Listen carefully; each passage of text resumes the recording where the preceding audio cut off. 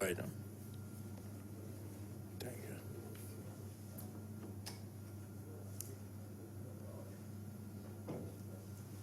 Let us pray. Humbly, Heavenly Father, we pray for all those who bear leadership in this country.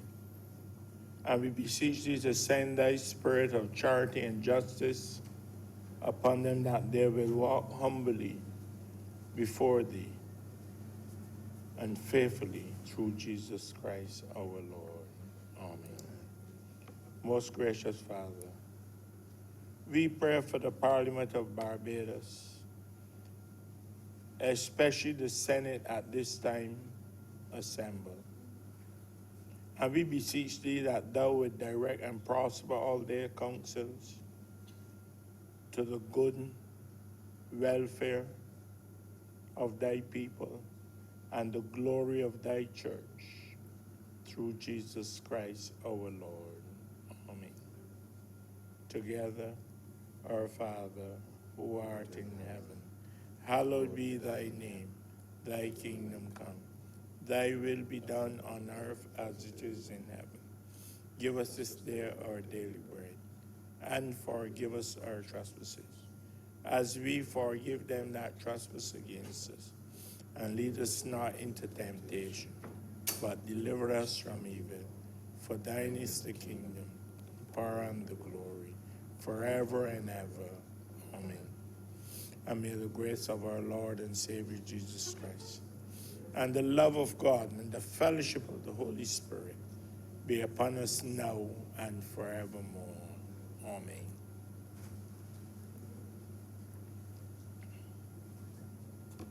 Senate is now in session.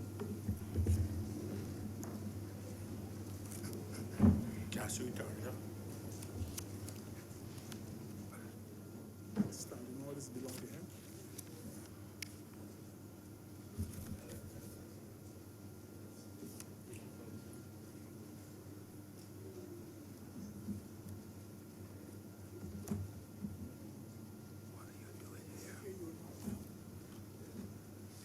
Kid, what are you doing here?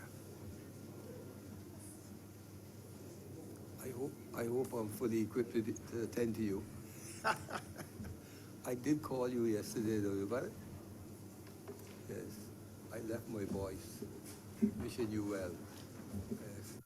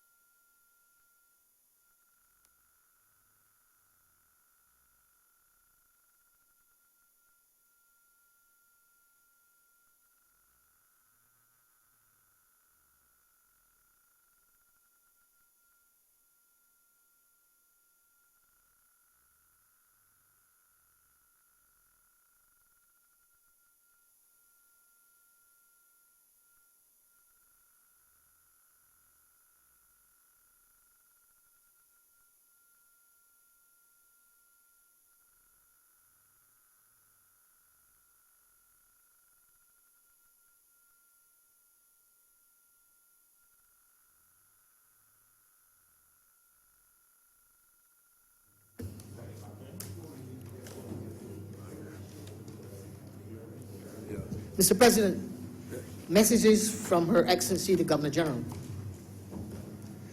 Announcements by Your Honor. The ones who will answer. I'm to advise that Senator Walcott will be joining us a little later. He's tied up some government business. Senator Tate is not at her best, and we are not sure whether she will be joining us. Senator Moore is busy this morning to the point that she may not be able to reach here, and Senator Grant will be absent today. They all send their requests. And those who are not at the best, we wish them well.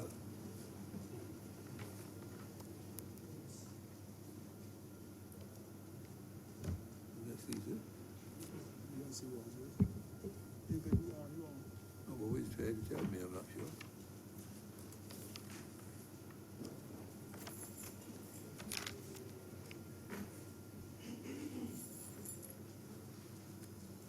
Next item is on your cover sheet, minutes. I'm sorry.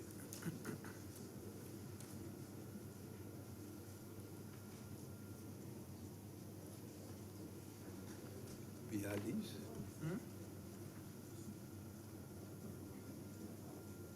In minutes, you could just read this, you know. Oh, somebody gonna move that they In become minutes. first. No, you just, I was announced them. Available for confirmation are the minutes of the meetings held on Wednesday, the 30th of January, and on Wednesday, the 6th of February, 2019. They're to be confirmed, and you want to move that, the minutes? I move that those minutes be confirmed, sir. The question is that the minutes for the meetings held on Wednesday, the 30th of January, and Wednesday, the 6th of February, 2019, be now confirmed. All honourable members in favour, please say aye. Those against, please say no. Methinks the ayes have it.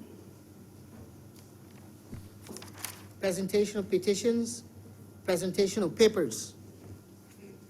You know how to. You have anything to, you go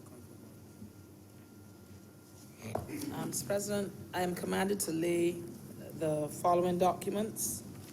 The agreement between the Government of Barbados and White Oak Advisory Limited, and the Rural Development Commission annual report for year ending March 31st, 2008. Thank you.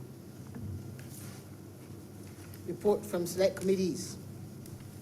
Questions to ministers. Request for leave to move the adjournment of the Senate on matters of urgent public importance. Statements by ministers or parliamentary secretaries. Personal explanations. Motions relating to the business or sitting of the Senate are moved by a minister. Mr. President, I beg to move the suspension of Standing Order 45-2 to enable us to deal with the bills in all of its stages today, be suspended for the remainder of the day's sitting. The question is, Senator Franklin. Thank you, sir. We have a difficulty, sir. I am hearing that we are going to discuss bills in all their stages. We in the opposition don't know what bills. We haven't noticed, sir. No. Just a minute, yes. Please continue, Senator. Sir, I'm going to have a difficulty discussing anything all the stages because we have no notice of which bills the government is proposing to bring to the Senate today. I'm sure most people on this side, probably with the exception of Senator Greenwich, we don't know what's going on. Mr. President, I wish to raise on a point of order. The honourable senator is misleading the House. Mr. President, the information on the bills being dealt with on any given day is issued from the Parliament of Barbados, not by the government side, but by the Parliament, and it is sent simultaneously, Mr. President, to every sitting senator in this room. And on that basis, we are in receipt of the order paper and the associated bills that are meant to be treated to, Mr. President, and I wish to rise on that correction. The honourable senator is misleading the House. Sir, I don't know if you usually do a point of order when I'm speaking my privilege, but I sat. And I reiterate, I have an email sent to me with a whole set of bills. I don't know which ones, that's the point I'm making, which ones we are going to deal with. I know we can't deal with all, and some of them are fairly long, and one of which I got last night because I opened my email last night, saw something, it came to me around 6, but I didn't have my email with me at 6 o'clock evening. So I only saw it last night around 10. I wasn't prepared, and I understand that that measure would have been passed in the House. I do not know what I'm saying. This is unfair, it is unreasonable, and government cannot, well, it can, because they are using their majority to defeat Parliament, a proper parliamentary procedure. Don't go there, don't go there. Name the three bills that we did. Name the three bills that we did. You want to The ones indicate that we which have. one we are hoping to deal with? On the order paper number 1. Mr. President, I beg to give notice of the following. The motion has been passed.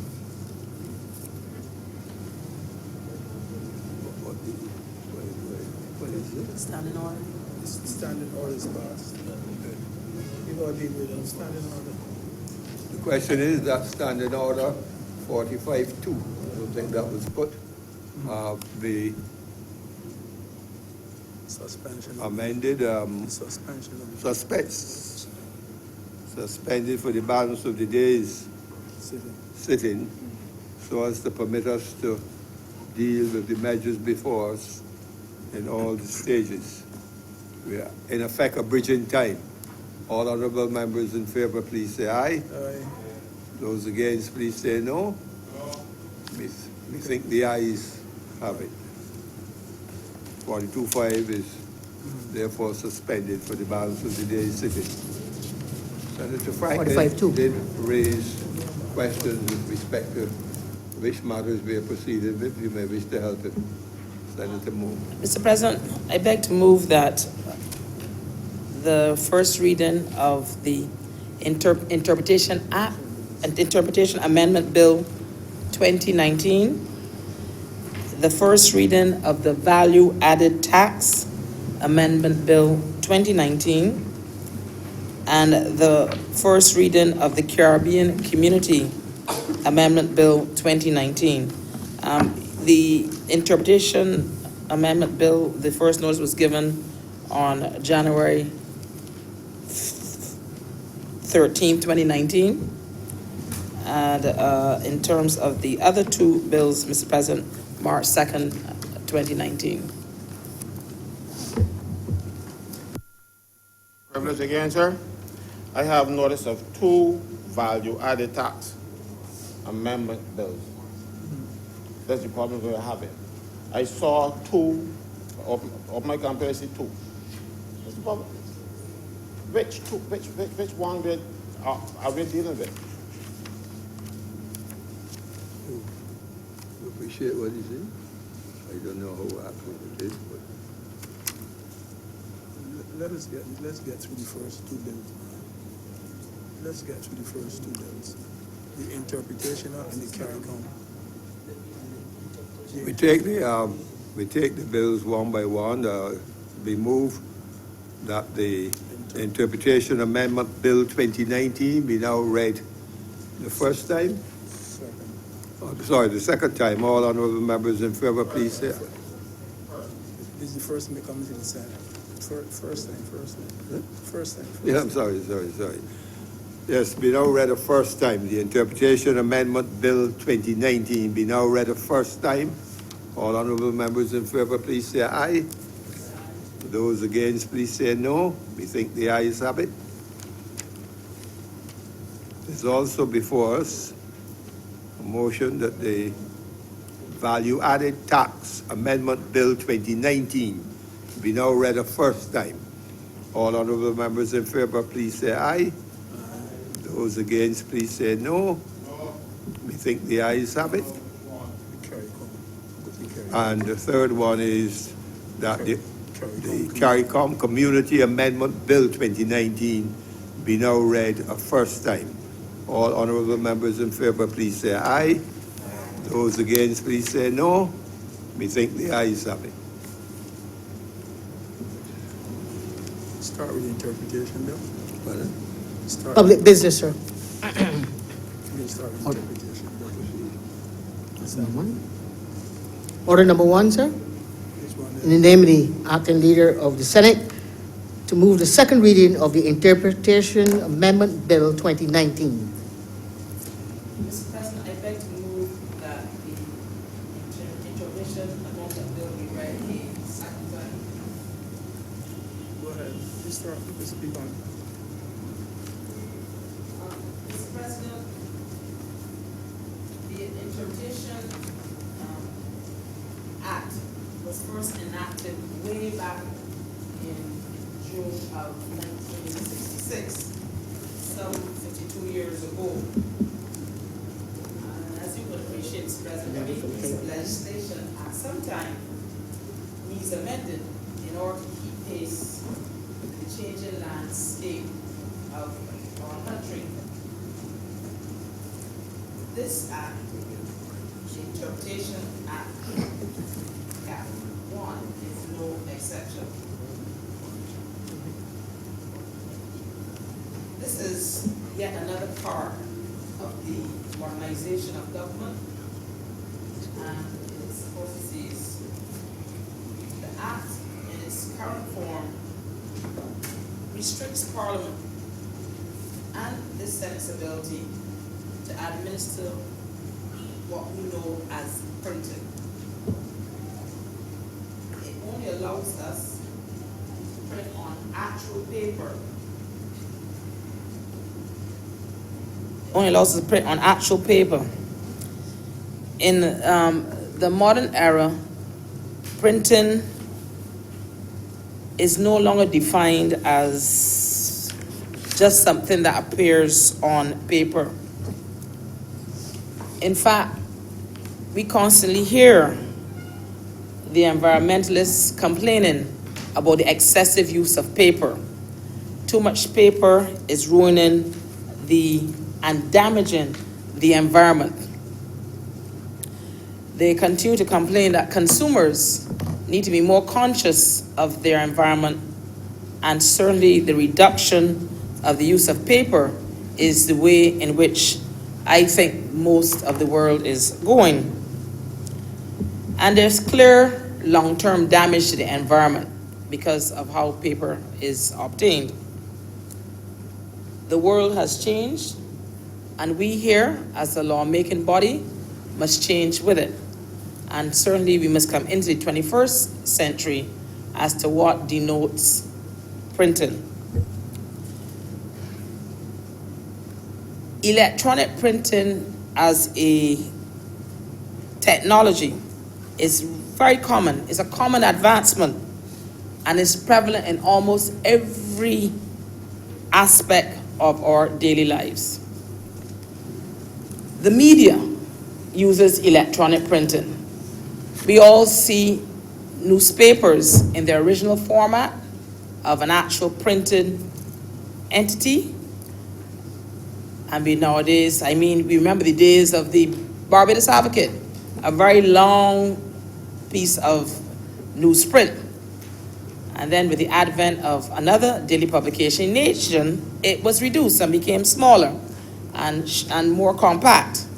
And both daily newspapers that are in the original printed form that we know are about the same size in terms of scale. But even newspapers now have an electronic solution. So the average person in Barbados or anywhere in the world can read a newspaper anywhere in the world because it has an electronic solution to it, where it is not just in its printed form that you may obtain in the country in which you live, but you can be anywhere and get a copy of it in its electronic form. Books too have used the electronic medium as a form to produce books. We all know books in its original form, but now we see that books too are now in an electronic format, including those that we use educationally. Some people go to education institutions, and those institutions don't use actual traditional books as we know it. They use books, an entire institution, in the new electronic format that's available. We see people up and down reading books on their devices, on their tablets, and on their phones, and all other methods of communication that are available electronically for that purpose.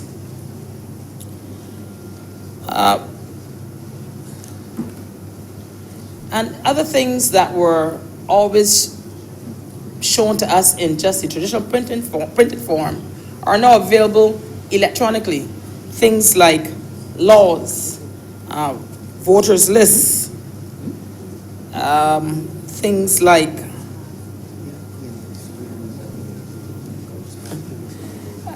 application forms, even your ability to bank, or your ability to receive and pay bills. We no longer have to necessarily go with an actual check to go and pay a bill. We don't have to go and walk with a bill. It can be done electronically, and all these things are now available because certainly technology has changed, and it has allowed us here locally as well as in other countries, and even our interaction with certain things that we want to do in other countries can now be done electronically and not in what we know as a traditional printed form. Even money that everyone before would have thought money was just something that had to be a bill that you actually pass from hand to hand. Now money is also done electronically. So, Mr. President, we, like everyone else, have to understand that we need to move into a more modern framework, and we have to have the availability of electronic printing.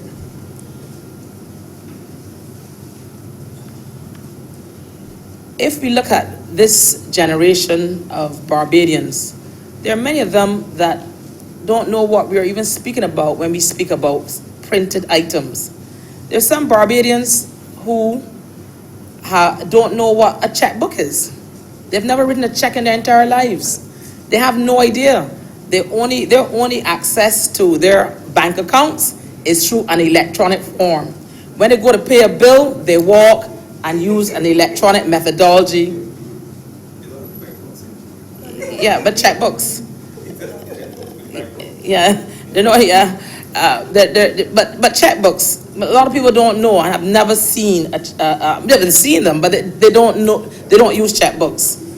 They use their debit cards. They use electronic point of sale systems. They use email or many other varied methodologies in order to pay their bills. They have all kinds of other applications available right here in this island. I don't want to say the names of any of them, but certainly we are well aware that there are many where we can go and actually pay our bills without ever writing a single check.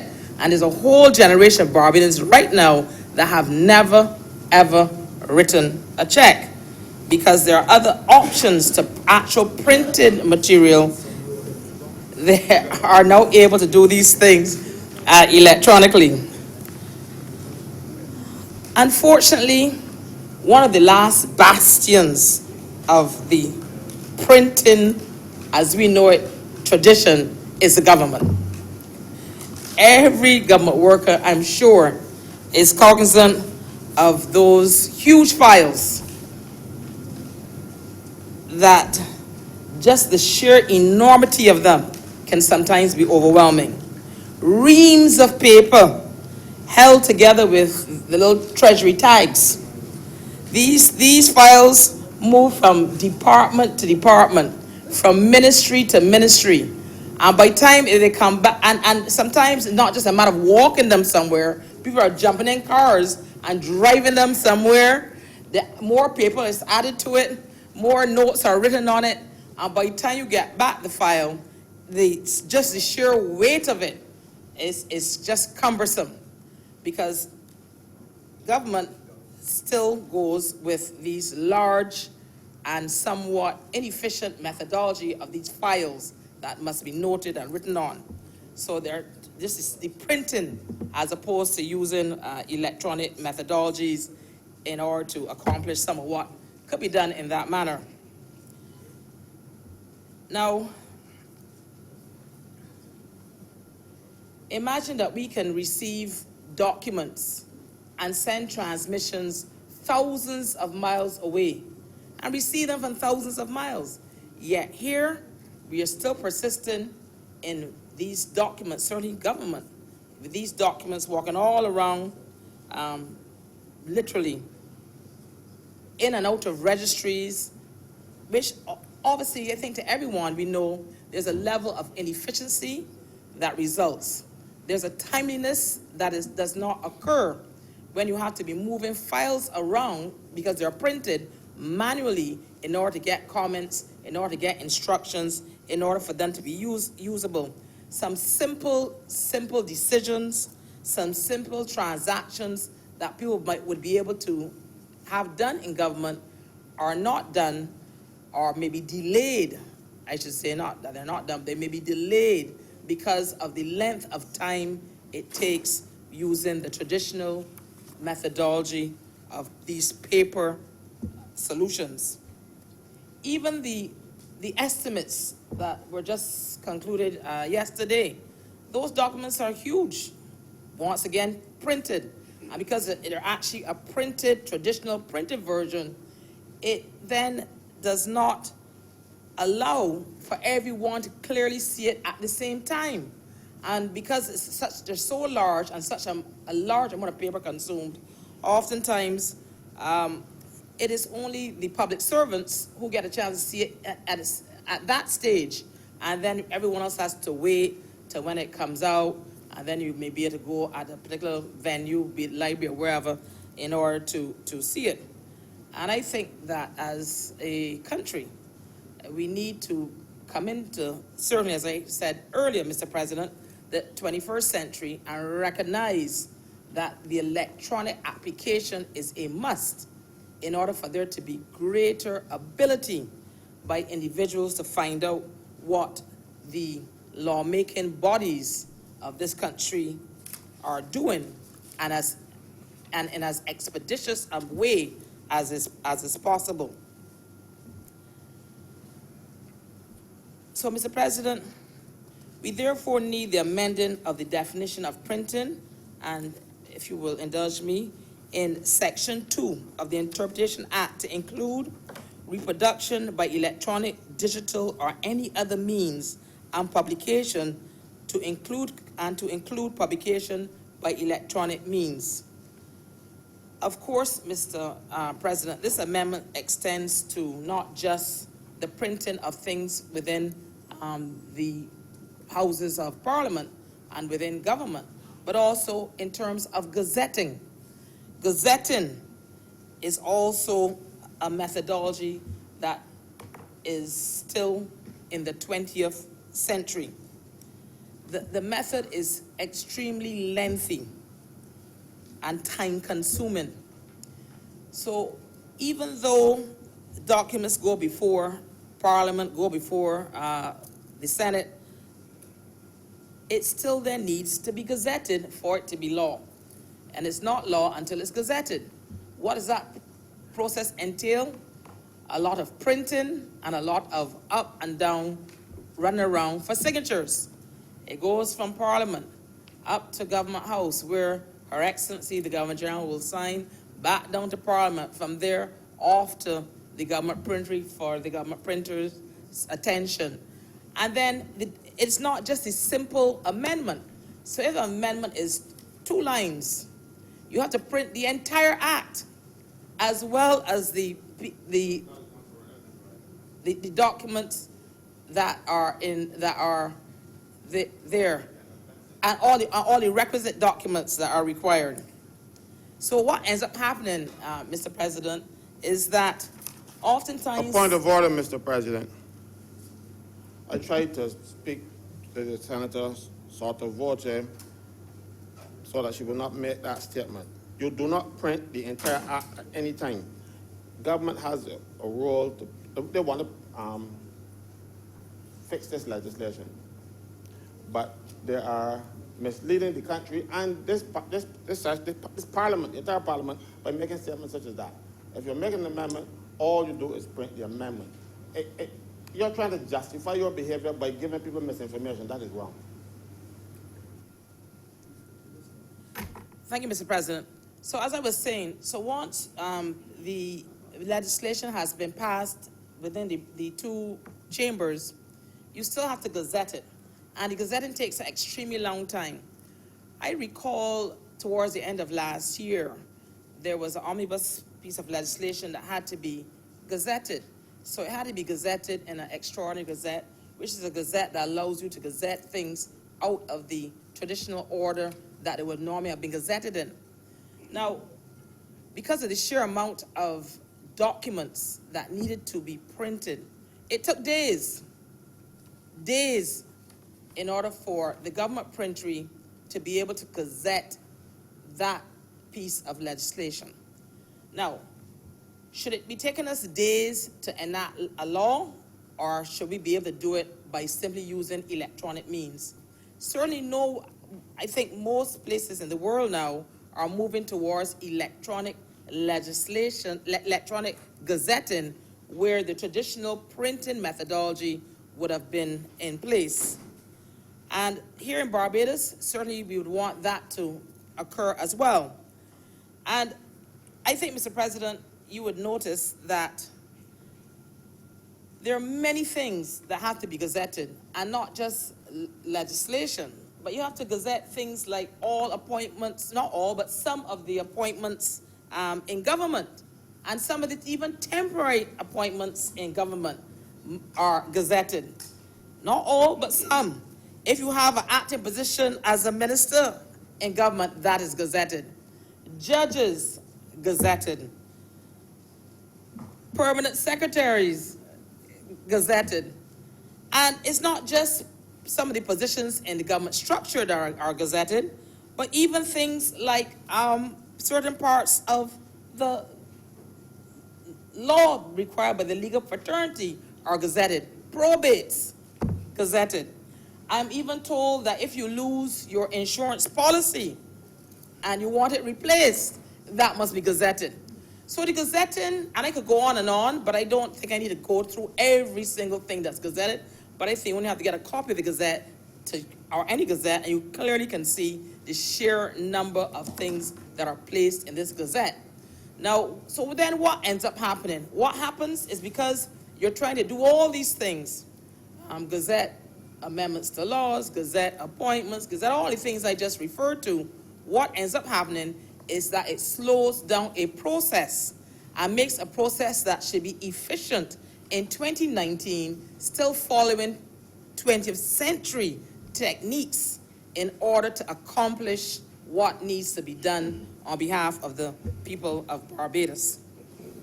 So, Mr. President, to give notice to the public by gazette, as is required, we should have the ability to do that by electronic means and not just by physically printing on paper. Once again, Mr. President, I will remind this chamber that efficiency and timeliness hampers many of what we would want to do, because we're using a somewhat out-of-date technique. Furthermore, I think that most people, if they go into offices where people get gazettes, you will be able to see the sheer number, the amount of paper that's really involved. You go into most law offices and you see a whole area just full of gazettes, rolled up, some of them opened up, just paper all over the place. What does that have? What ramifications does that have for people? One, it can be extremely environmentally unfriendly. All that paper sometimes just gathers a whole set of dust, and you hear employees complaining that that dust is affecting them. It also is a space constraint, because the sheer number of things that are gazetted yearly takes up a tremendous amount of space. So for people to try to store it, because they may need to refer to it, and we know many lawyers will explain that you need to refer to something that's been gazetted, so they need the original gazette that's been sent to them, so they keep them, and they have space considerations as well. So besides the environmental consideration and the space consideration, the inability to electronically gazette certainly hampers us in the ordinary performance of the duties of many people here in Barbados. Now, Mr. President, I think that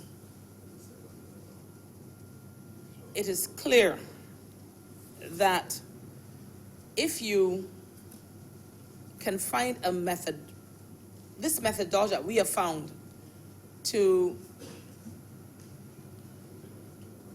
diminish the amount of time it takes to ensure that something becomes law that can be used in a ready manner is a plus to Barbados's modernization, is a plus to your ability to do business, is a plus to government's ability to function efficiently.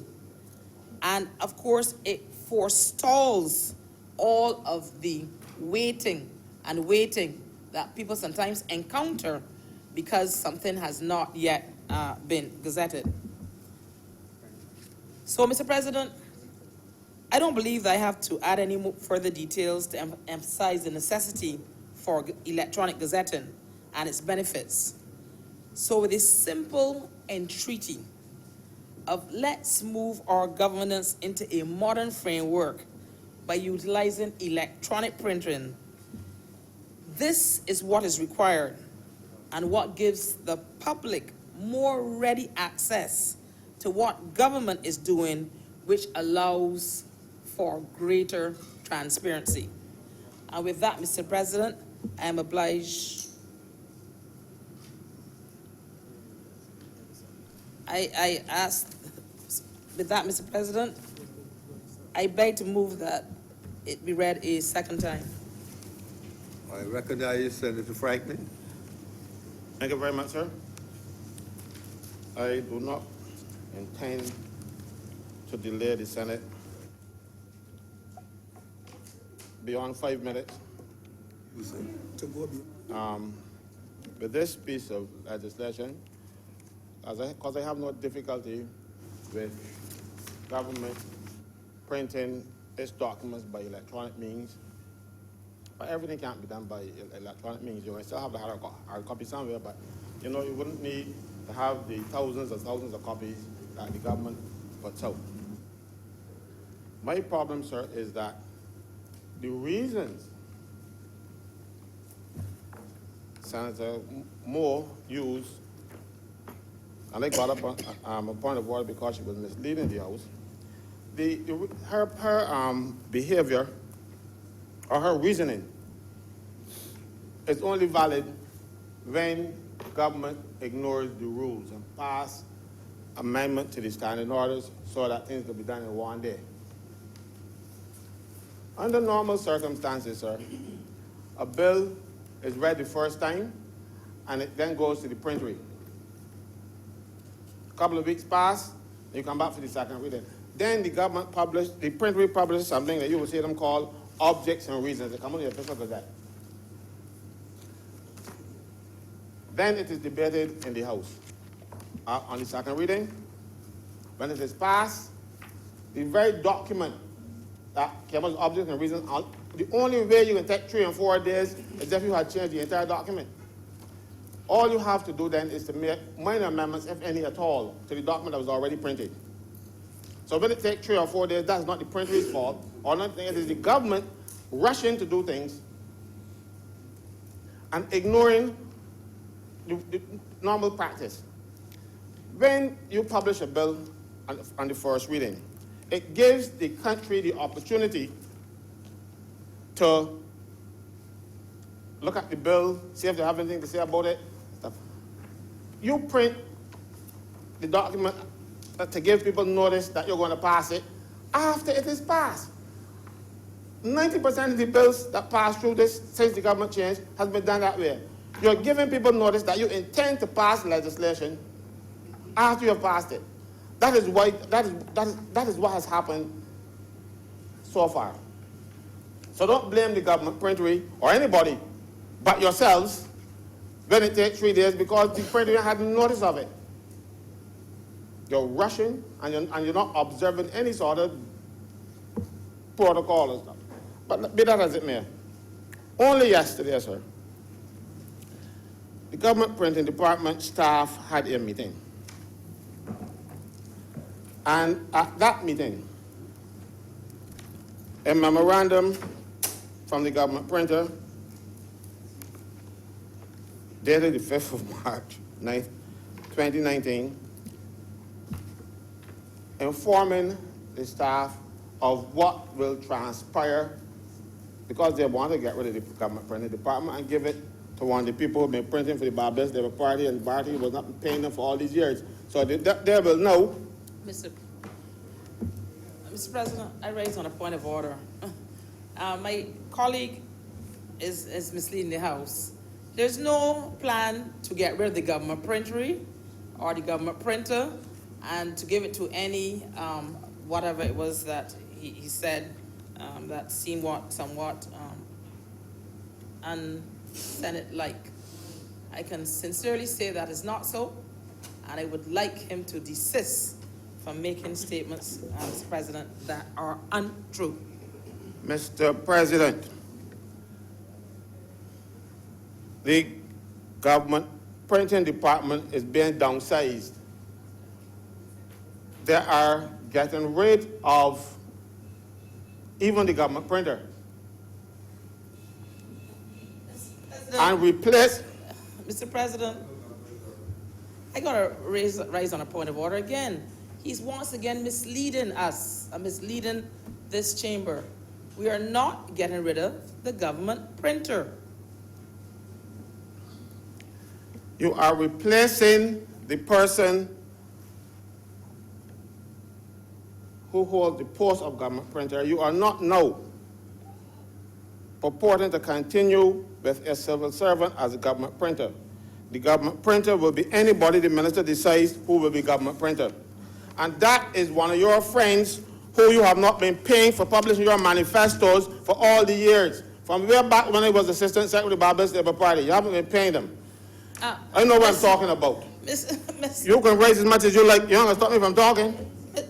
Mr. President, I certainly do not feel that we could continue to let my fellow colleague continue to mislead this House.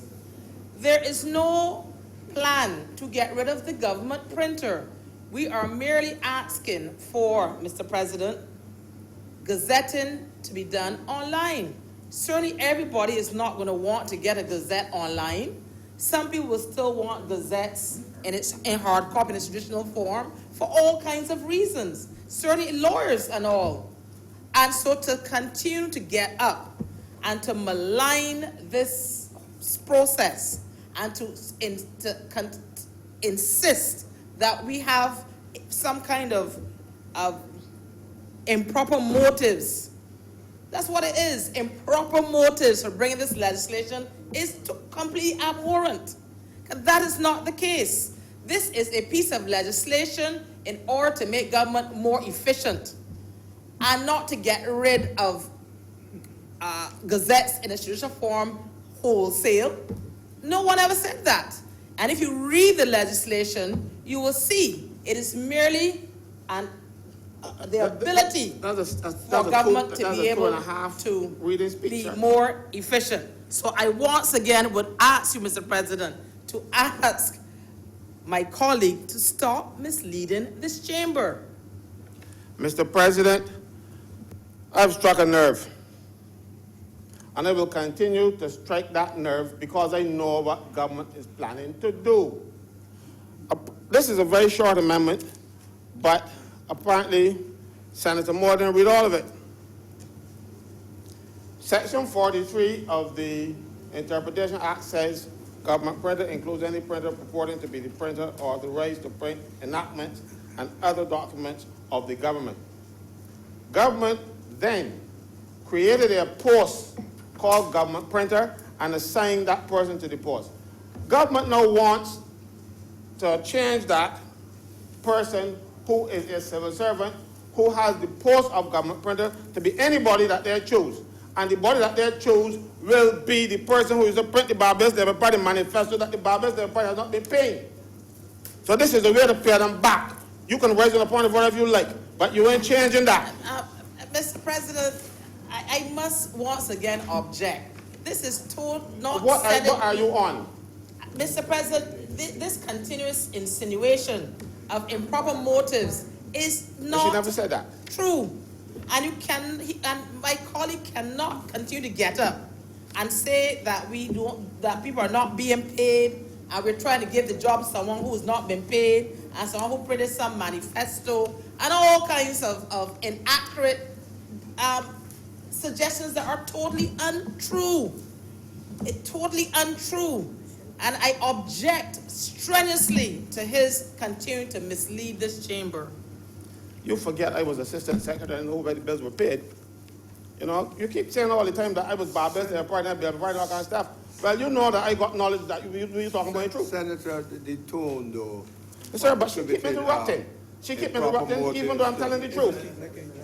I think it is not consistent with what is expected here in this chamber. Please get on with the debate and try to avoid it. So I am trying my best, sir. Attribution of improper motives So I am to trying fellow my best. senators, to the whole administration. You just get on and try to avoid it. Sir, It is consistent with a rum shop. It is not consistent with the proper tone of this chamber. Sir, the government has ulterior motives. They started even immediately after they came into office, before checking anything. They started by talking about getting rid of the printery. Because they You're listened. lending a deaf ear to everything that is being said. You know, continue to attribute improper motives. So it's not improper motives. That's what the government stated as soon as they came in. There's not improper motives. If you check the newspapers, if you check government speeches, they even had a meeting with staff yesterday. I will have to strike your more recent remarks from the record. It is not proper in this chamber to attribute ulterior motives to the administration. Sir, I am not giving any information that is not already out there in the government department. Right? It is, they are changing the definition in this piece of legislation of government printer. Rather than go through the normal process if you want to get rid of a post in the public service, in accordance with the Public Service Act, Section 13, you come to Parliament and you tell them you're abolishing a post. You don't sneak in an amendment to the Interpretation Act, which in essence or which in effect will get rid of the government printer. Because this amendment now does not say that the government printing post is being abolished, but when you take away a man's duties and assign it to somebody else, that's dismissal. So, in effect, what you are doing here is a roundabout method rather than following the normal procedure that should take place when you're going to get rid of posts in the public service. You bring them before this Parliament. And it is an order to remove the posts an order to remove these posts is debated, but we are doing it differently this time without people getting any notice. Fortunately for me, this is my trade. This is what I do on a daily basis for a living. So when I see government hand attempting to remove civil servants without going through the normal process, I have to stand up and I have to speak. Because, sir, they have done it before. Established posts in the public service. Even in this administration I'm talking about, they came in and they got rid of the stenographer typists who were appointed in the public service without coming to this Parliament. It is not unheard of and it's not an improper motive. It is what they have been doing. If they have done something wrong and I highlight it, I am not attributing improper motives. I am saying what they have done. This is what they have done. Civil servants are very uneasy. Every day,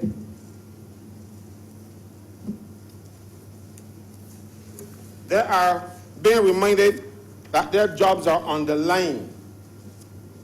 Government Printing Department yesterday had a meeting, as I was saying when they got interrupted on the point of order.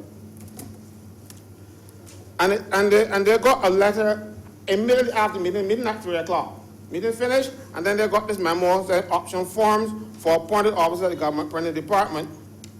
And it says, in light of our staff meeting this afternoon, May 5th, 2019, and these people were given option forms to hand back in by the end of play yesterday. You informed them yesterday, didn't give them the opportunity to go to their union. Their union is not Unity Workers Union, it's NUPW. So I'm not fighting the case for me. I am saying that it is wrong. This is not how we traditionally do business in Barbados with public servants. When you are going to reorganize the government department, the decent thing to do is, if that department is unionized, you talk to the union. You do not come at the 11th hour, just before people are ready to go home, and tell them, this is what we plan to do. Sign here, and you got to give me back by this afternoon. That is what happened yesterday in a government department called the Government Printing Office. Now, if these were private sector persons, government passed legislation to say that private employers, if they are going to make people redundant, they have to go through a process that takes 6 weeks. Give them notification. Government ain't giving people 6 minutes. How can you have laws on the books to tell the private sector how to behave because the private sector was doing what the government is doing now? The government cannot be hypocritical, or it should not be hypocritical. You are actually forcing people under threat to sign off on documents that they only had 5 minutes notice of. We don't do business like that in Barbados, not with a mature trade union movement that the government sit in a social partnership with. That is what happened yesterday. And if this Senator Moore wants to check, she can, because people are scared, and some of them call me, even though they're not my members. They call me scared because this thing was going to be passed last night, in the dead of night again, and they wanted to have these option forms signed off on before it debated in the House. Government is rushing to do everything and is doing it badly. These are people who voted for you, you know. And you don't care how you treat them.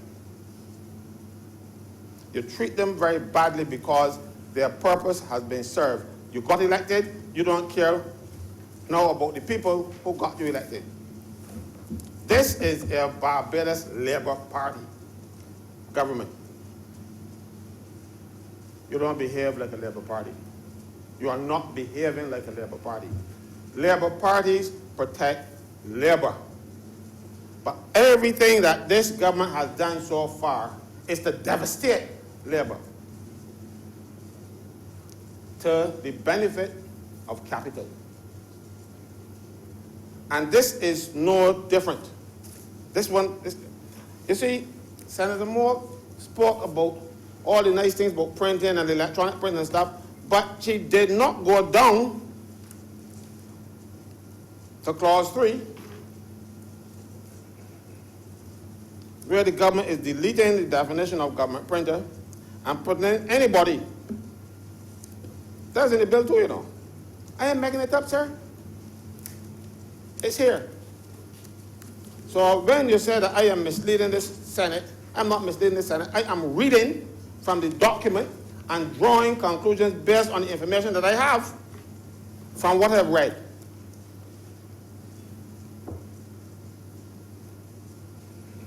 This is unfair to the people, to the hard-working people at the government printing who work above and beyond. They're to facilitate government. When you rush down here and you pass bills, those people work through the night. Some of them go home mornings to get things done. And the way the government is rewarding them is to get rid of their department for whatever reason. I'm not going to say that reason because it's offending everybody, but I know that reason. They wanted to, they are given the impression that it was because a certain minister got a little print. It didn't for him at all. It didn't for him. It's for the big fella that prints. Mr. President, regrettably, I must rise on a point of order. Mr. President, we sit through these campaign speeches for the Unity Workers Party on every single topic, in every single debate, in every single sitting of the Senate, and it's becoming overbearing, Mr. President. The notion that you can use the Senate as a recruitment strategy for your party and attempt to attribute all kinds of motives and say all kinds of inflammatory statements, Mr. President, really must come to an end. Now, we must conduct ourselves in this space. We have a debate on the content of a bill, and we would wish to restrict ourselves to that debate, Mr. President. Thank you. Mr. President, I sit on the Committee of Selections for the Senate. I don't know, sir, when the committee met and appointed Senator Cummings, the police of the Senate.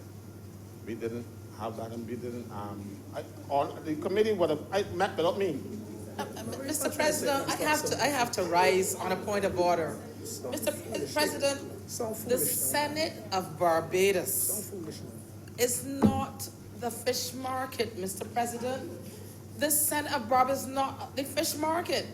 This behavior is not acceptable, Mr. President. He cannot speak to Senator Cummings or any of his colleagues in that manner. Mr. President, I take strong objection to that type of behavior.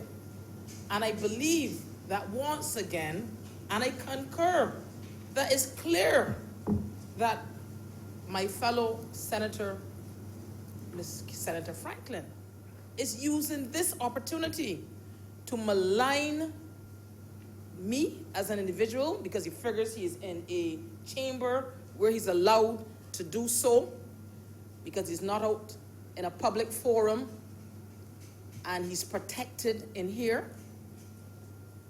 He is also imputing improper motives to me and to this government, which I think he believes he can do in here because he's protected by being in this chamber.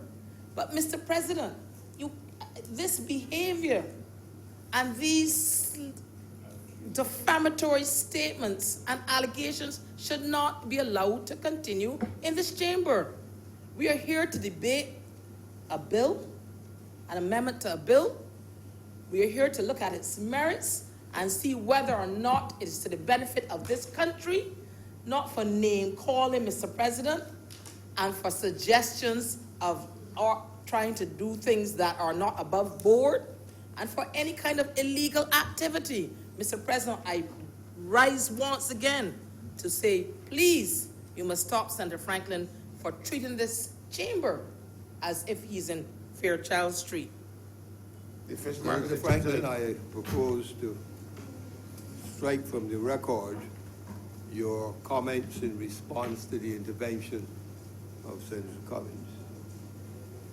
Sir, that's your privilege, sir. And do not ignore my own intervention earlier reminding you that it is not a rum shop. Sir, The idea of attributing improper motives to everybody is not permissible. It is not acceptable conduct. Sir, I am only quoting from the legislation that you bring to the house, this house. The legislation says that you are changing the definition of government printer, and in so doing, you will be getting rid of an established post in the public service called government printer. It's a post at S5. It's on the establishment, has been an establishment now since 1961. You are now proposing to take away the duties of that person by this piece of legislation. What improper motive is that? You put it in the act, not me. Changes carry consequences. Yeah, I know. One of the consequences of the change being proposed is that a member or two of the printery, the government printery, may lose their job. But that is not to suggest that the amendment being introduced is designed to put somebody out of work. But changes have consequences. Sir, the adverse consequences, sir, we can say that to people who sit down and enjoy their salaries and stuff, but a government printer can only have one job.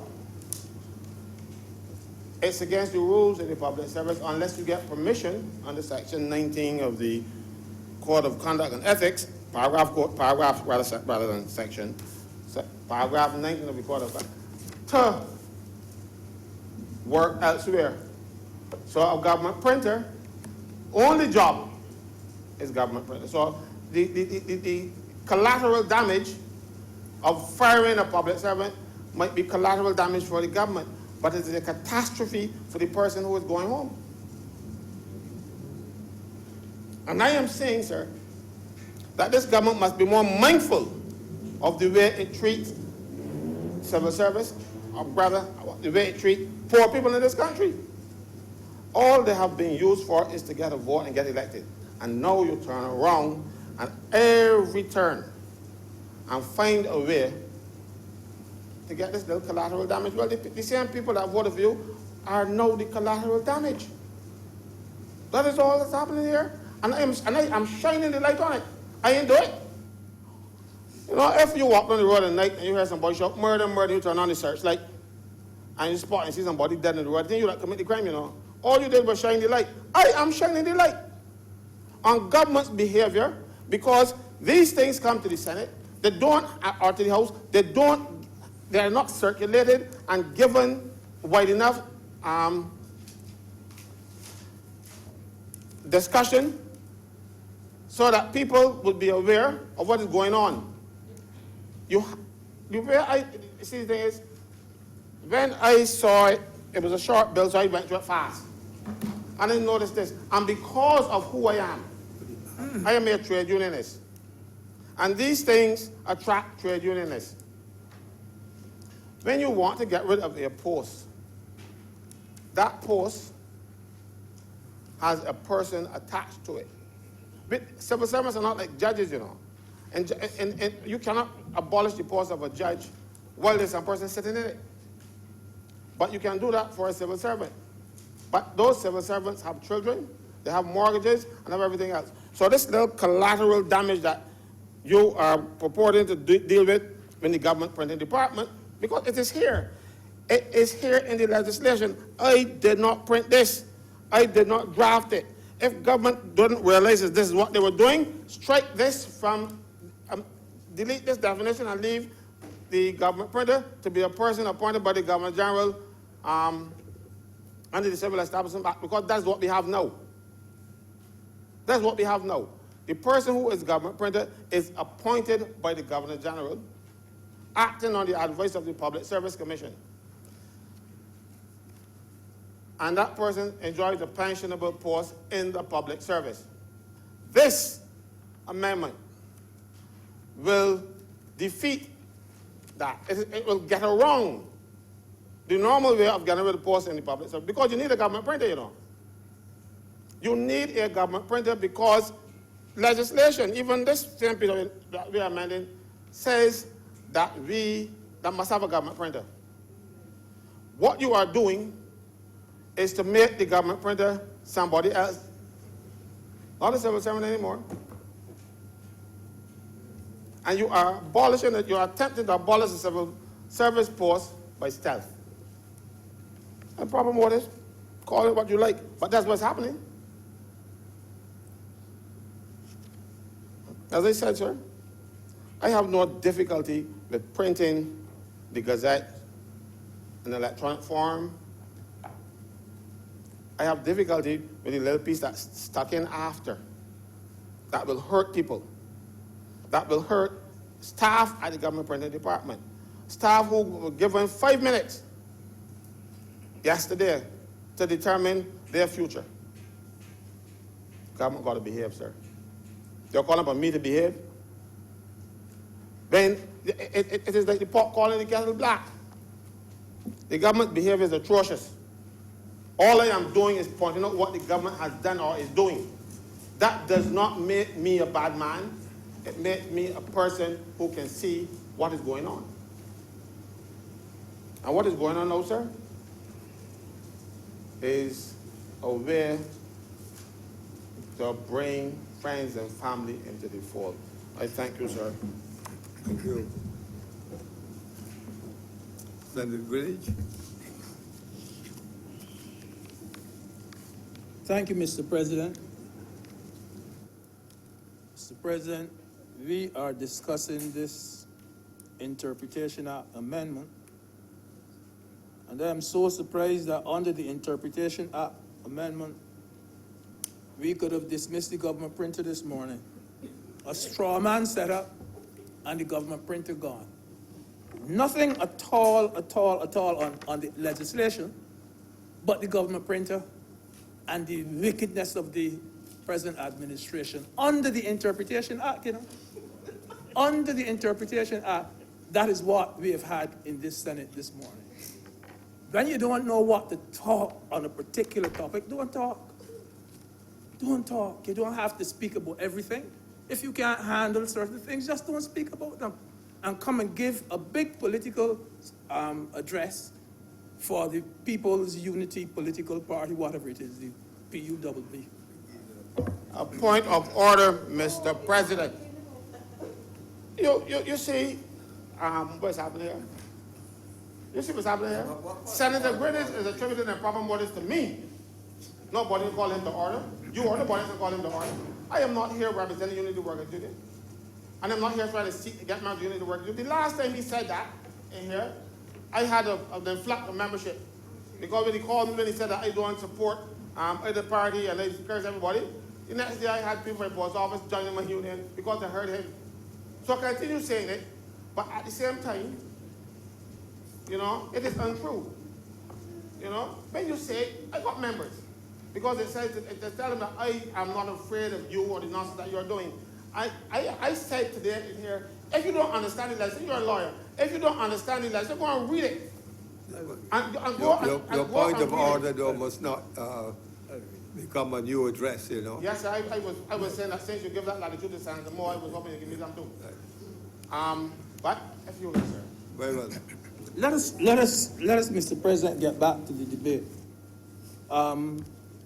And to be quite honest, I want to focus my remarks on more on the Gazette than on anything else. And I also want to say that this is really a step in the right direction.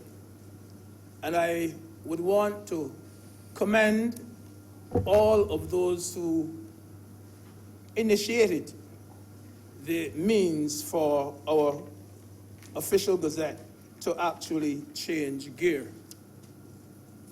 I believe that this is only the beginning of what will happen in the public service in the future.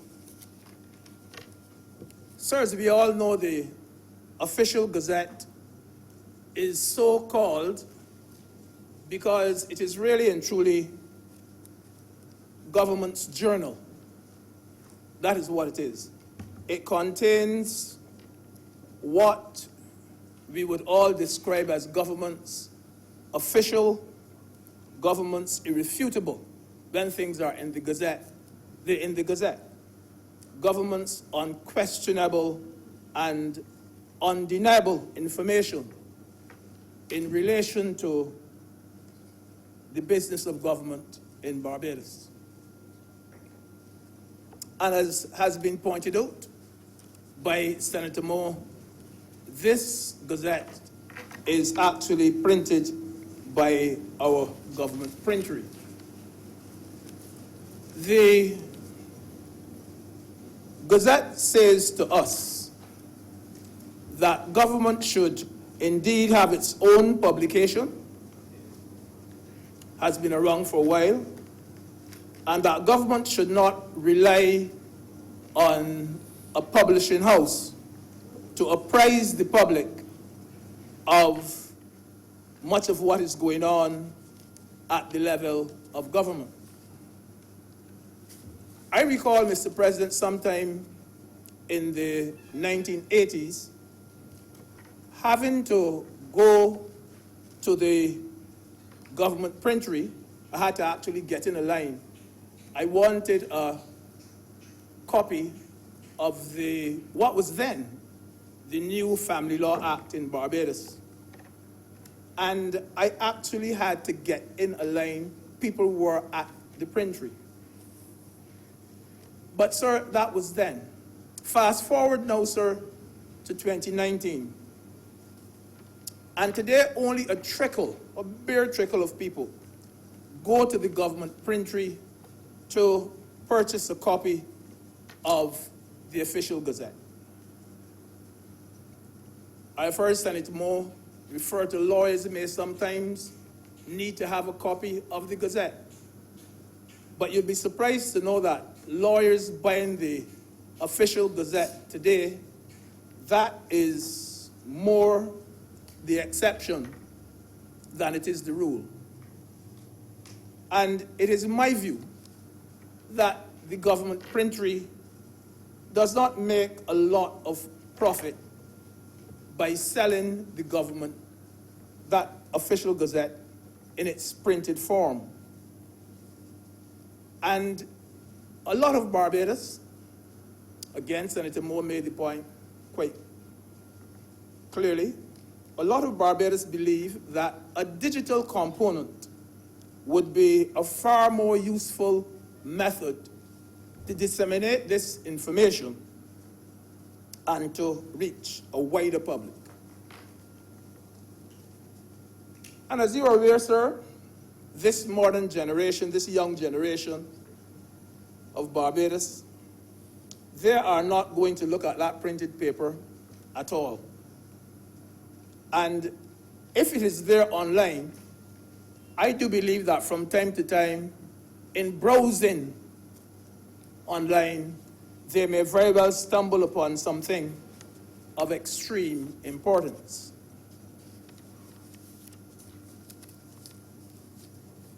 Like Senator Moore, I am not at all advocating that we should do away with the official Gazette in its printed form altogether. There may be a few persons like myself, a dinosaur. A dinosaur. I do not go online, and I will still have to access my information from the Gazette in the usual way, in its present form. And now what has happened is that we have come to the point where we now realize that there is a need to broaden the definition of what is meant by published. We are publishing something in the Gazette, the emphasis being on publishing. And right now, in its present form, it means published in a printed document. And that is where the real problem is. That is where the problem is. It does not take us beyond the printed form. It is a paper document which, when it was first published and anticipated, let's say 1956, nobody anticipated that there would ever be the possibility of something called online or anything of the sort. So the definition now has to be broadened to include this online format. And I also have to say, sir, that many very high-ranking officials in the government service, they get the official gazette today at their desks. There are members of cabinet who get the official gazette all the while. There are members of parliament, the judiciary, heads of department, and so on. They get the official gazette. Also, sir, in the public service, it depends on your rank and your seniority in the public service. And you too, if you are at a certain level, your status is there, you get the official gazette.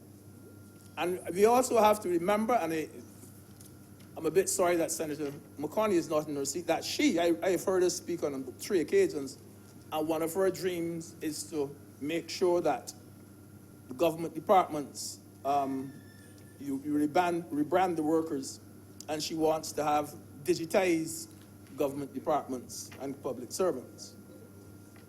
So it is an acceptance, Mr. President, that the way of accessing our information has changed. You know, sir, and I believe you know it too, Mr. President, that some official gazettes are thrown away the same way that they came. Rolled up, balled up the same way that they came. Some never looked at. Some of our gazettes, that is their fate. They're thrown away, rolled up. And it serves no purpose for us to come and pretend that they're only thrown away after they're read. Thrown away, they're not looked at all, and that is a fact. I have had to deal with some of them myself. And I can tell you, don't look at them. The same way they come, they roll up and they're gone. I am guilty of it. That's a fact. And for many people who get the Gazette, they're not really interesting to read. You know, there's not a lot of it.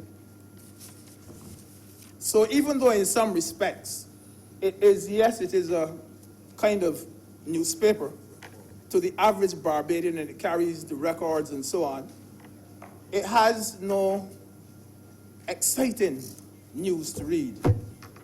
And many have shown a lack of interest in our official Gazette.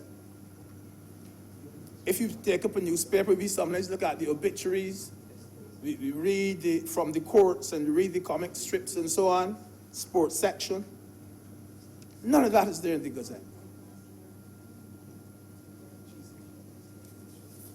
Now, there are some people who, strangely enough, lawyers included, have called for doing away of the official Gazette altogether.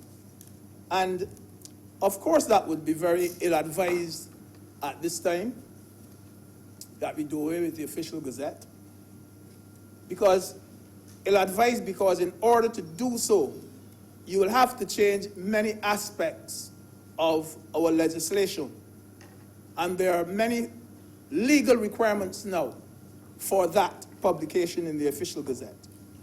Certain statutes expressly state that certain things be published in the official Gazette. So, yeah, according to law, certain information must be published. So you can't get away from it. Professional registration, for instance. Everybody who is a lawyer, everybody who is a doctor, all those, they have to be published in the official Gazette. Probate notices, as Senator Moore mentioned, they too must be published. Foreclosure suits must be advertised in the Gazette, not only in the newspaper, but in the Gazette. Change of name notices. I want to change my name to Adja, or whatever. That has to be published in the official Gazette. There's a whole list of things. And as was earlier pointed out, personnel administration has a duty. You know, they would put notices of appointments, who have been appointed, who have been dismissed, who have retired, who have been transferred, and so on, where the civil service is concerned. So it is useful. And I don't think we can just do away with it. And as I said, you would have to do so many changes in our legislation if you want to do that. So the Gazette, on the whole, is still necessary. And government needs to have its appointments and so on publicized. It is still a necessity. And as I indicated earlier too, I said government should not rely on the nation or the advocate or anyone to publish government notices per se. You know, our government already pays a huge bill to those newspapers for publishing government notices which have to go in the newspapers. Voters lists, for instance, is one that was mentioned. You pay a lot of money, you might not realize it, but it is expensive to put things like the voters list and so on. And even the deaths and the amendments and so on to the voters list, people that die and so on, government puts them in the newspapers, you have to pay for them, they cost money. But these notices is what we are saying now, they should primarily now be digital, and you can have a few copies for, as I said, dinosaurs like myself that would want to still have a peek every now and then. And so, Mr. President, as I close, I am convinced that having the Gazette predominantly an online document would be more economical to government. That the move to digital, it would save government having to purchase busloads of paper, the reams that Senator Moore spoke about, and as I said, much of which being thrown away anyhow. So it will save us some revenue. Instead of printing, let's say 10,000 copies, you can get away, you could get away with only doing 1,000 now and doing the remainder digital. And I think it would save a lot of paper. And the other thing about the Gazette that a lot of people don't know is that sometimes there's so much backup at the printery because the press breaks down. I mean, it is a press. The printing breaks down. And sometimes overwork too. And a lot of the Gazettes get backed up. And it's very inconvenient to government when that happens. So, Mr. President, I have no problem whatsoever with the amendment. It has my full support. I'm grateful. Senator Cummings. Thank you very much, Mr. President. It was not my intention when we convened today that I was going to speak on this particular amendment bill, Mr. President.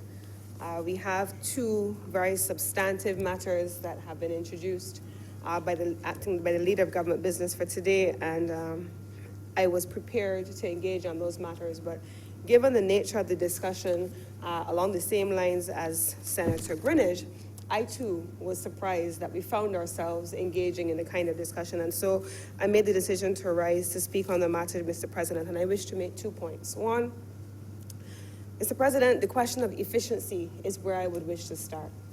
Now, in every institution, globally, regionally, and those that are education institutions, Mr. President, there is a move away from physical printing of documents to digitization, to electronic books. There is a generation, Mr. President, that has entered the University of the West Indies, for example, who no longer engage with their bookshop in the way that we would have known it, for example, when we were students in that space, because every one of their books is now available electronically. And a generation that we are attempting as a nation to engage and prepare for leadership and an understanding of the way in which government works, the processes that are captured in those gazettes and in the government paper more generally, has to be presented in a way that allows them to access it.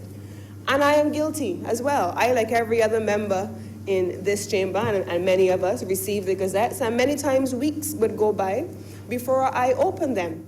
Mr. President, I, like any other member, oftentimes do not print my documents when I receive them electronically from Parliament because I read them online and I'm able to sit in my space and I'm following the documents online and I'm cross-referencing because that is the generation in which we are functioning, Mr. President. And so not only are we ensuring that we bring Barbados in the shortest possible time into the 21st century, and in the last decade of the 21st century, as a matter of that, we are in the second decade of the 21st century, we're at 2019.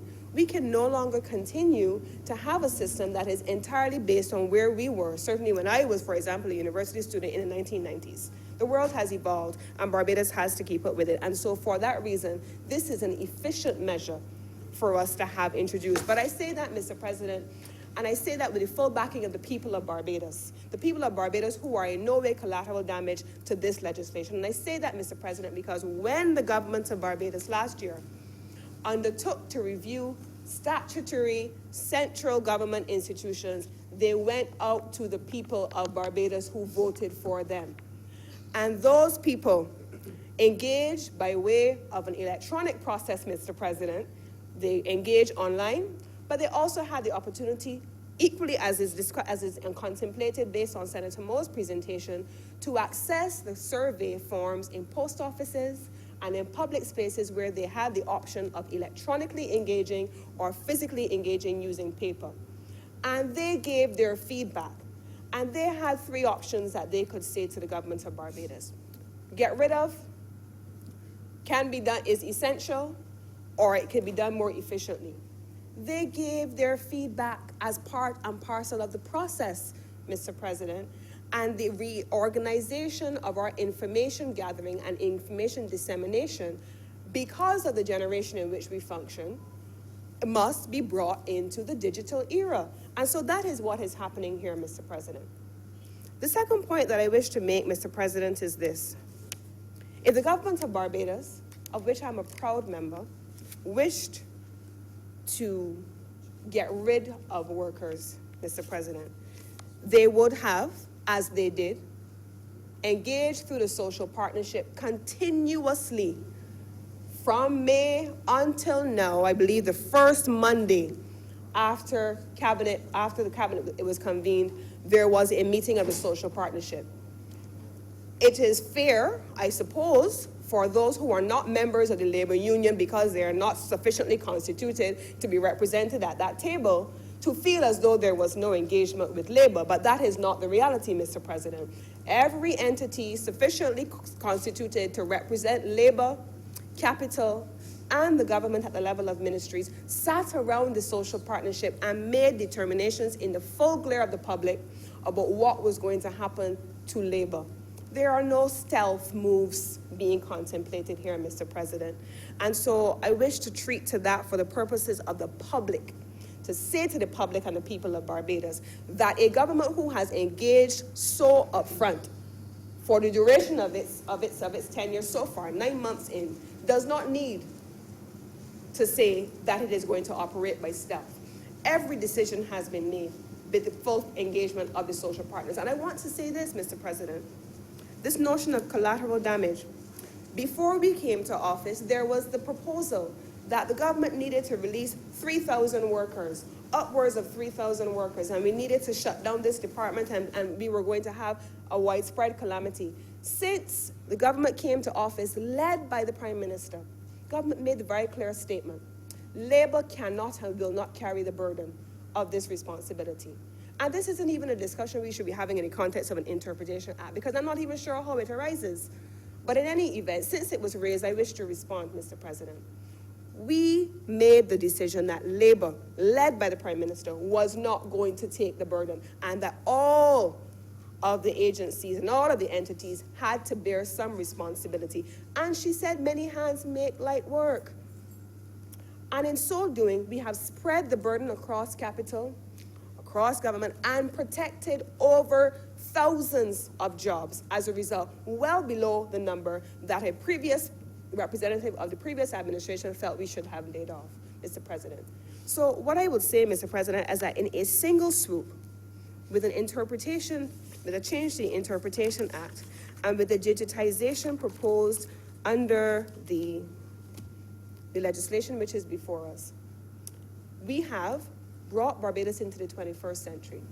We are engaging with a public that we have traditionally not done so, for the simple reason that the way in which it was presented was not palatable to that generation.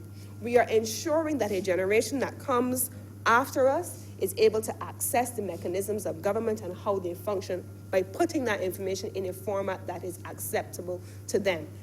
And we are responding to the concerns by Barbadians on more than one occasion in all of our institutions that we are inefficient, we are slow, we don't have our stuff in order, and we are minimizing those challenges in the interest of the people of Barbados, Mr. President. And for those reasons, I wish to lend my support to this bill. And I want to close, Mr. President, by entreating my colleagues around the room. I want to commend our independent senator colleagues, because I don't believe that there has ever been an occasion where any of our colleagues have had to be subjected to the kind of points of order and so on that we see all of the time. And I also want to commend in this incarnation Senator Drakes. But we cannot continue to have this chamber, which is meant to educate, share, and legislate on behalf of the people of Barbados, to be reduced to less than what it is meant to be. And with those words, Mr. President, I'm obliged. Thank you, Senator. Senator Liggett. Good afternoon, and thank you very much, Mr. President. I rise to give support to this bill to amend the Interpretation Act. As I see it, the change in technology, these points have been made before, that is going on with the full digitization of the public service and other areas in Barbados. I think that the government of Barbados is making an effort to reduce the use of the paper, as we say, with the pushing of files and so on. And we know that with areas such as all the online transactions that are going on, digitization and the use of technology is very important in this process. One thing I would like to say in relation to the full digitization of Barbados, however, is that you must bring the public servants along with you, because in many instances, if things are not explained to them, I remember a few years ago, many years ago, I should say, when people like Senator Sands wasn't born yet, that when computers were first introduced, when we were in the banks and we started to use computers, people were afraid because they said, you know, we're going to lose our jobs. So every time technology is being introduced in any way, people get afraid and they really think that it amounts to job losses. But what should happen is that there should be a lot of retraining and retooling of public officers so that they are aware of what is going on and there will not be this fear that there will be job losses. And as you have alluded to, sir, Mr. President, with digitization and with the introduction of technology, there will be a reorganization of positions, whether in the public and private sector, because technology is a more efficient way of doing business. I'm sure many people in here order lots of things on eBay and Amazon. And this has nothing to do with the other bill that we're going to speak to with the VAT on online purchases.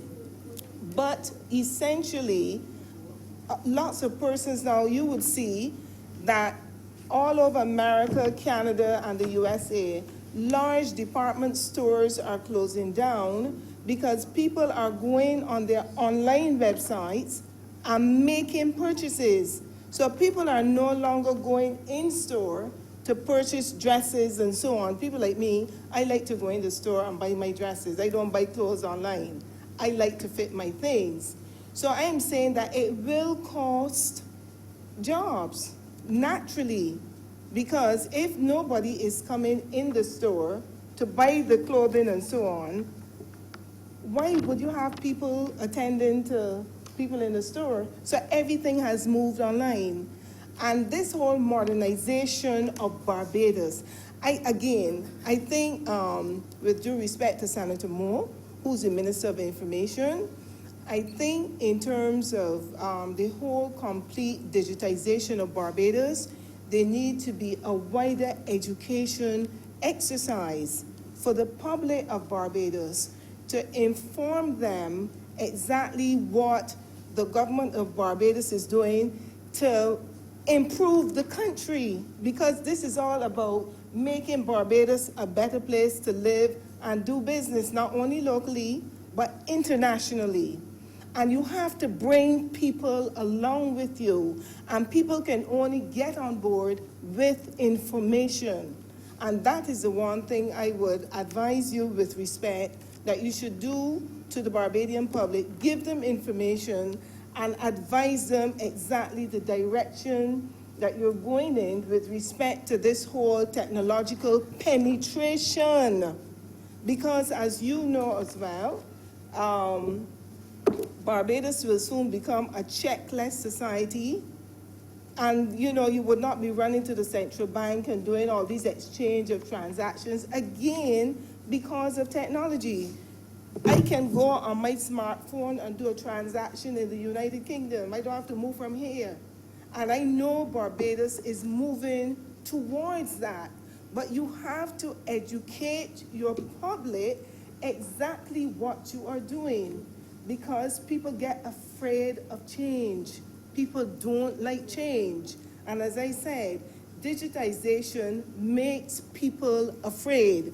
So I am saying that even with things like subscription television, I believe, I don't have the figures, but I believe that subscription to things like multi-choice television has gone down, because lots of people now have Amazon Fire Sticks, they have Netflix, and you also have smart TVs that come with the icons. Because I can go on BBC and Sky TV without going through CBC. So I am saying to you, because my smart television has come with those icons. So I'm saying to you that you have to educate the public. So you have to educate the public in relation to these things, because if you don't, people will start being afraid. And what they should then try to do is to retrain themselves as to how they can go up the ladder in relation to these things. So in terms of the banking industry and so on, as I said, you can transfer and receive funds. You can pay your invoices online. You can pay another person online. And all those persons with the national insurance checks, where the government is processing 70,000 odd checks a month, all those things are going to be digitized, and people will no longer have to be running, waiting on the postman to receive their checks. Once they have a smartphone, everything is coming to your phone. And we would all not live in the dinosaur state like my friend Senator Greenwich here, but we have to wake up and move with this technology. If not, we are going to be left behind. So we are moving to a paperless, a checkless society, and everything is going to be digitized. So, as I said, with this increased penetration in technology in every single aspect of our lives, we have to get accustomed to it.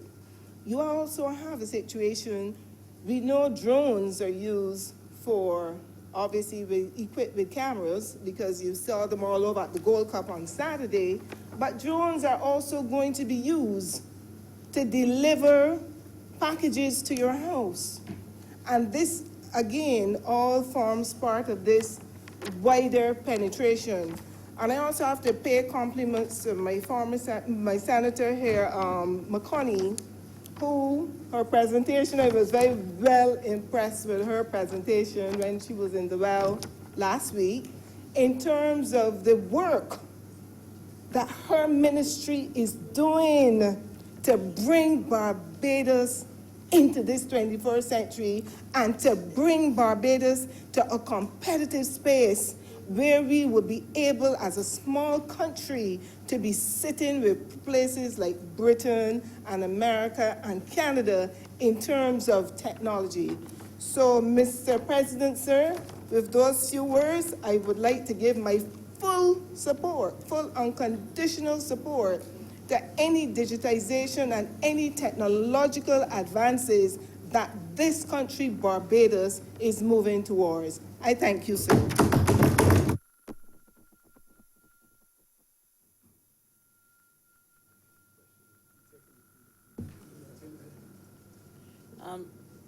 Mr. President, I would like to thank all senators that contributed to this debate. As I said in my earlier presentation, this bill is about a modernization of government. This bill is in order to make certain processes more efficient. This is in order to ensure that all sectors of government continue to go on a path of greater productivity. Always in time, Mr. President, when there are changes, there are always some people that are afraid of change. They're afraid of technology. They are afraid of moving forward. And that is not, is understandable, because there's always the fear of the unknown. And oftentimes, I think, it then makes people react in a manner that is not perhaps conducive and not in keeping or in parallel with the subject matter or what is being suggested. Nevertheless, Mr. President, I believe that this bill is a move in the right direction by this government, and I believe that it would only redound the benefits of the entire country. And certainly, it is one that is long overdue, and it will squarely bring Barbados into the 21st century in this area. And with that, Mr. President, I beg to move that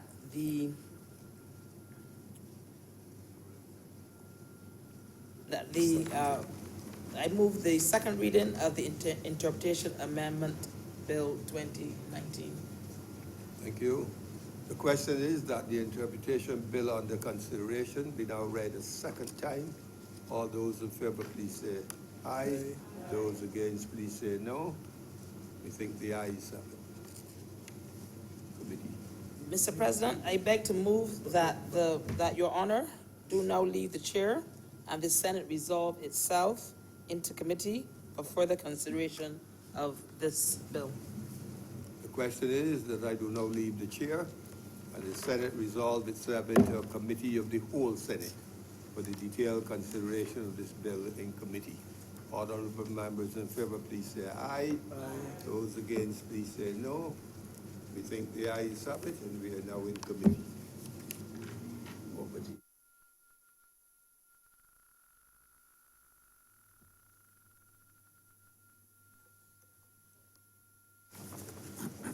The Senate is now in committee. Clause 1.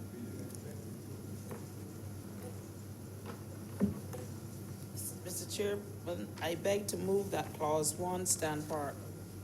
The question is that Clause 1 stand part. Honourable senators in favor, please say aye. Aye. Those against, please say no. Methinks the ayes have it. Clause 2. Mr. President, I beg to move that Clause 2 stand part. The question is that Clause 2 stand part. Honourable senators in favor, please say aye. Aye. Those against, please say no. Methinks the ayes have it. Clause 3. Mr. President, I beg to move that Clause 3 stand part. The question is that Clause 3 stand part. Honourable senators in favor, please say aye. Those against, please say no. Methinks the ayes have it. Clause 4.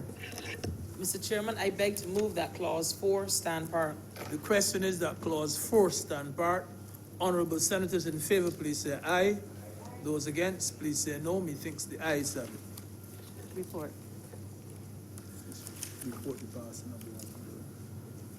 Mr. Chairman, report the passing of the bill.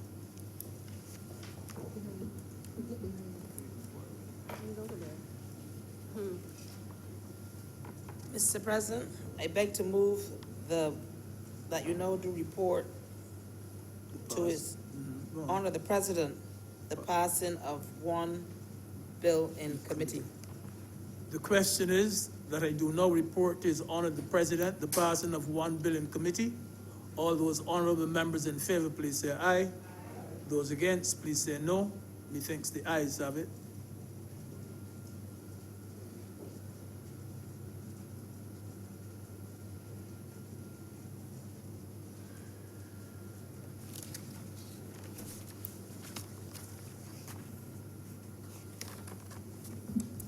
The chairman has reported to me the passage of the bill under consideration in committee. Mr. President, I beg to move that the bill be now read a third time. Question is that the interpretation bill under consideration be now read a third time. All honorable members in favor, please say aye. Those against, please say no. We think the ayes have it. Pass and say it. We've got it. Pass and say it. Be so said.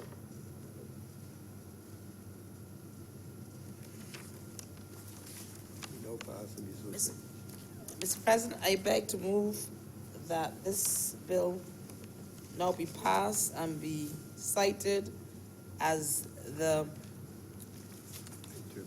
interpretation At the top. Amendment bill.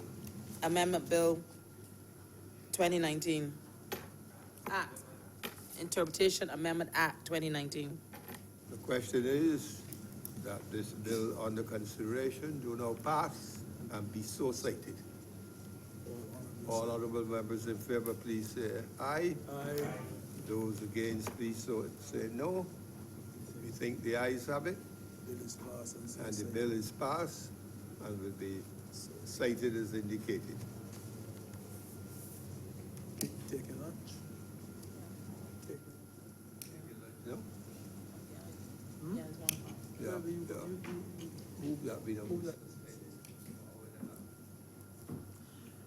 Mr. President, I now move that the Senate be suspended for 1 hour and a half.